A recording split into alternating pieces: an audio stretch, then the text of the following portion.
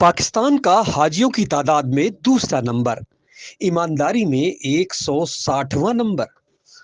हाजियों की तादाद के लिहाज से पाकिस्तान दुनिया में दूसरे नंबर पर और उम्रा करने वालों की तादाद के लिहाज से पहले नंबर पर है। जबकि दुनिया भर में ईमानदारी के इंडेक्स के मुताबिक पाकिस्तान का 160वां नंबर है। 500 यूनिट को 1500 यूनिट लिखने वाला मीटर रीडर, खालिस गोश्त के पैसे वसूल करके हड्डियां भी साथ तोल देने वाला कसाई, खालिस दूध का नारा लगाकर पानी पाउडर की मिलावट करने वाला दूध फरोश,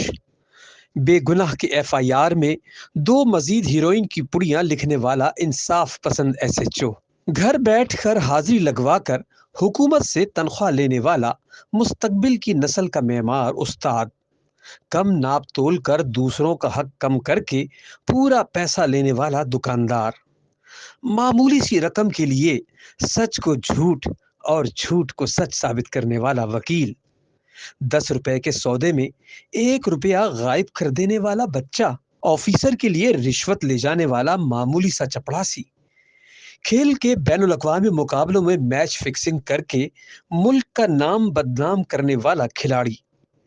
सारी रात फिल्में देखकर फजर को अल्लाहू अकबर सुनते ही सो जाने वाला नौजवान,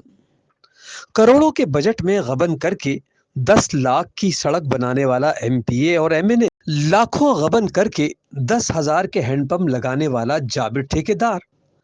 हजारों का गबन करके चंद सौ में एक नाली पक्की करने वाला जमीर फरोश मेंबर साहब, गल्ला उगाने के लिए भारी भरकम सूद पर कर्ज देने वाला जालिम चौधरी,